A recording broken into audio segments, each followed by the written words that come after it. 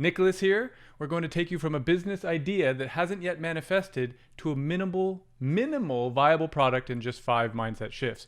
All of these you could literally do in one day. This video is basically for spiritual seekers that already have an expertise but feel stuck, overwhelmed, or melancholy in your business. It's possible you have been thinking about this business for a few years, hopefully not that long, maybe a few months, but what we're going to do is get you unstuck, okay? So that ends now, the stuckness. Okay, when I first started True Rest Float Spa back in 2010, there were only 15 locations in the entire North American continent, 1 in Canada and 14 in the United States. My friends and family thought I was a crazy person, and I kind of am a little bit, but I was privileged in that my circle supported me. And this is key because the first few years were absolutely a struggle. So I had friends that gave me microloans that I ended up paying back. My dad gave me a huge loan, which I was able to pay back. In fact, I paid him back when we almost had no money in our account. I basically emptied the account, gave it back to him as our first investor, and my goal was to just pay off investors as fast as possible. Just click this button. Okay. And so one of the things I wanted to do is we still owed you a little money. So this is actually $100,000 in cash. Oh wow! I hope you don't want me to take that with you. Whatever you want to do. I don't want to take this with me. But let's put it back in the. We'll put it back in the bank. But we thought it was a good thing to do. Thank you. And so that's hilarious. So these are $10,000 each. This. And so we wanted to just. I'm not sure we even want to get this on film.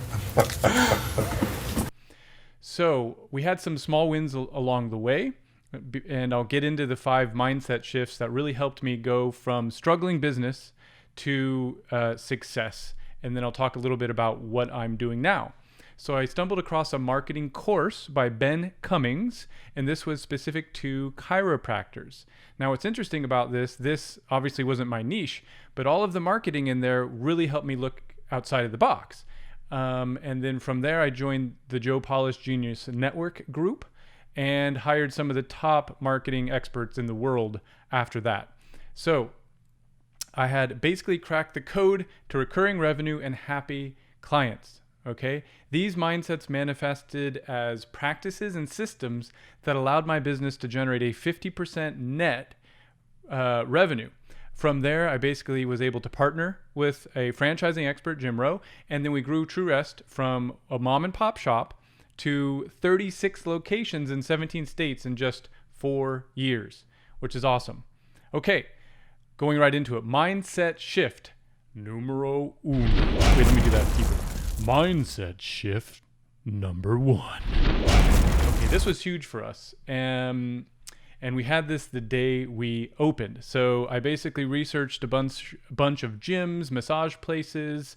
Some of the, Massage Envy was a great example. I kind of took them as a model in some regards.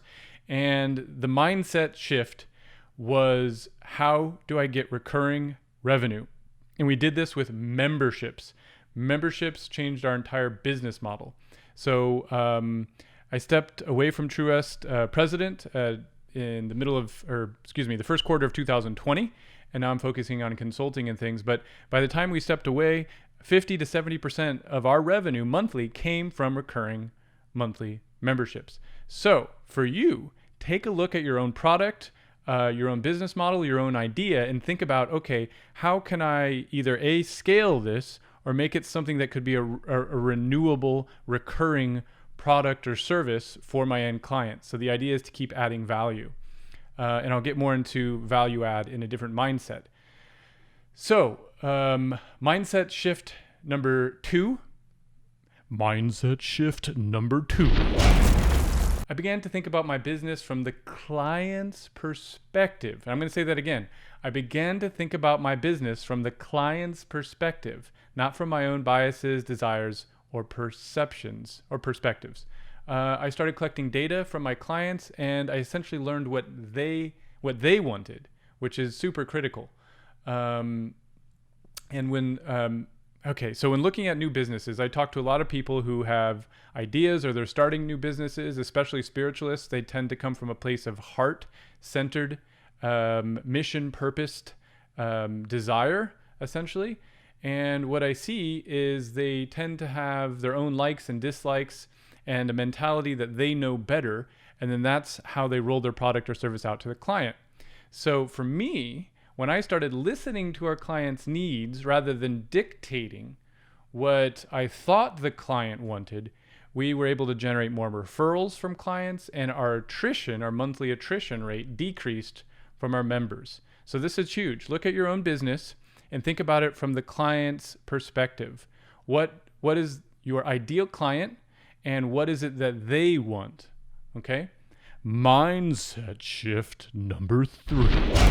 So this came from Michael Fishman, who is a consumer health psychologist, and he has a consumer health summit, and he is consulted with tons of huge names in the spiritual industry and the entrepreneurial community. Simply stated, do not repel potential clients. So this is something I did. I think a lot of us, when we get into business, are guilty of this. And let me explain what this means with a couple stories. So when we first started, I had a mascot named True Rest Ed. Get it? He's true rested. Oh, I put my own sense of humor in my business. That will go over well with everyone. And True Rest Ed was a blue monster with fur that lived in the pods at night. Because that's not creepy at all. And I don't know why I'm looking at the mic like it's a person, and that's not creepy at all, is it, microphone? No, Nick, it's not creepy at all. No. So what I did is I sent a letter and I gave a huge story about True Rest Ed, how he found the float spa after living at a carnival, and he ate some popcorn, and then he stumbled into a float spa, started living there. So I literally sent this letter out in popcorn bags. Thank you, Ben Cummings, for this. And I put a little piece of blue fur in the letter, in the popcorn bag, and mailed it to our clients. And the idea was, if you brought back the piece of fur, you got like $30 off or 10% off, whatever it was. But it was just way out of the box, which I loved, but it's also weird as fur. So we went from True Rest Ed to a little purple alien guy meditating with like a head wrap on, like the Sikhs have, which is awesome. And, it was just kind of weird for people to have a purple alien meditating as a mascot. So literally this guy would say stuff like, okay, cosmic journeyers, we're going to raise the vibration of the planet. Okay, so as a spiritualist, you get that, as do I. The average soccer mom in Tempe, Arizona might be a little weird. So what I did is we eventually got rid of the mascots, and we just focused on the business, the client, the needs of the client, and providing the most value. So what Michael Fishman said is that purple alien's awesome, but it may repel someone in Ohio, especially if we're looking to grow as a brand. So just be careful that you're really looking at things from a customer's perspective. Mindset shift number 4. I mentioned this earlier. Keep adding value. Yes. Once you have your own business running and rolling, don't stop adding value. Continue to innovate, reinvest in the business. I remember when we first started True Rest, we would continually add something new. We would do new wallpaper. We would repaint the store. We eventually added a salt desk. We added a 10,000 pound, not British pounds, but 10,000 pounds, the weight of Himalayan rock salt, and created a salt room and had 600 linear feet of lighting. So you walk into this salt room and it's, number one, beautiful. It almost takes your breath away. And it's something we just offer to clients for free. It's just part of being a member. So it's a value add. We added oxygen bar to our service as a value add. It's free for members. Just keep upgrading the experience. So over years and years and years, we continued to upgrade this experience. And over 10 years, we only raised our prices once, and we just keep adding new value, keep adding new value, keep adding new value. And so one of my favorite sayings is, if you want to be a billionaire, the easiest way to do that is to help 1 million people over and over again. And frankly, that's very hard to do. Helping 1 million people is no easy task, and helping 1 million people over and over again is very hard. Hence why billionaires are rare. Most of the time, they are helping people over and over again. That's probably going to get some comments in today's world. But in floating, people come in for chronic pain, PTSD, suicidal thoughts, massive stress. In many cases, floating has literally been a lifesaver for people. Mindset shift number 5. I'm enjoying that far too much. Be an expert and love what you do. The reason I personally prefer to work with spiritual entrepreneurs is because we share the common thread of raising planetary consciousness. I think if you come in at that level of raising planetary consciousness, it's much easier than to formulate your business, understand the business principles, and then do something that's mission-driven and helps people. I love products and services that help humans.